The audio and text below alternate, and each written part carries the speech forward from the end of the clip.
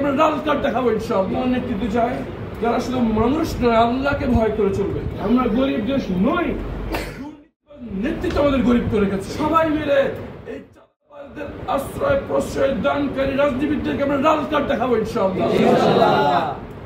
চাঁদাবাজি, ব্যবসায়ী, অবৈধ ব্যবসা হতে পারতো না যদি রাজনীতিবিদরা এদেরকে ছত্র ছায়া না দিতে।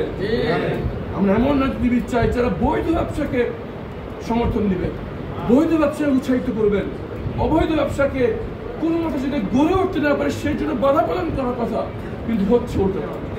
সুতরাং ভাইয়েরা আমার, আমরা যদি দেশকে পরিবর্তন করতে চাই, আমরা যে দেশ পেয়েছি এর চেয়ে উন্নত একটি দেশ যদি আমাদের পরবর্তী বংশধরদের জন্য আমরা রেখে যেতে চাই, তাহলে রাজনৈতিক ধারার পরিশুদ্ধ হওয়া দরকার, রাজনীতিবিদদের পরিশুদ্ধ হওয়া দরকার, নতুন রাজনৈতিক শক্তি দরকার যারা বৈধকে সমর্থন করবে, অবৈধকে নির্মূল করবে ইনশাআল্লাহ।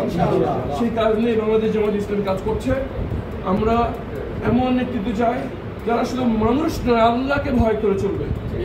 তারা মাথায় রাখবে শুধু মানুষকে খুশি রাখতে চলবে না, এমন কাজ করতে হবে যদি কবর আযাব থেকে রাখতে হয়, কাল কিয়ামতের ময়দানে আল্লাহর সামনে দাঁড়িয়ে তার এই কাজের কারণে নাজাত হয়, আযাব না হয়।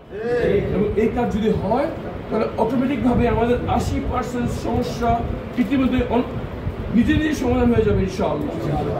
এটাই আমাদের প্রত্যাশা, এটা আমাদের ওয়াদা যে আমরা মানুষের কাছে যাচ্ছি, তাদের কথা শুনছি এবং ইনশাআল্লাহ আমরা সবাইকে সাথে নিয়ে অবৈধ ব্যবসা মুক্ত, বৈধ ব্যবসা, হালাল ব্যবসা এবং বৈধ প্রতিযোগিতামূলক একটা ব্যবসার পরিবেশ আমরা সৃষ্টি করবো। যদি আমরা করতে পারি তাহলে খুব অল্প সময়ের মধ্যে বাংলাদেশের চেহারা বদলে যাবে ইনশাআল্লাহ। সবাই বলে বাংলাদেশ গরিব দেশ, এর চেয়ে বড় মিথ্যা কথা আর নাই। আমরা গরিব দেশ নই, নেতৃত্ব আমাদের গরিব করে গেছে। আমরা দুর্বল দেশ নই, নেতৃত্ব আমাদের দুর্বল করে গেছে। আসুন, আর মাত্র 2 মাস পরে জাতির ভাগ্য নির্ধারণ হতে চলেছে। সেখানে আমরা সবাই সকল আঞ্চলিকতা, মতাদর্শ, ধর্ম, বর্ণ ভুলে যে সবাই একত্রে নতুন বাংলাদেশের জন্য একসাথে কাজ করি ইনশাআল্লাহ।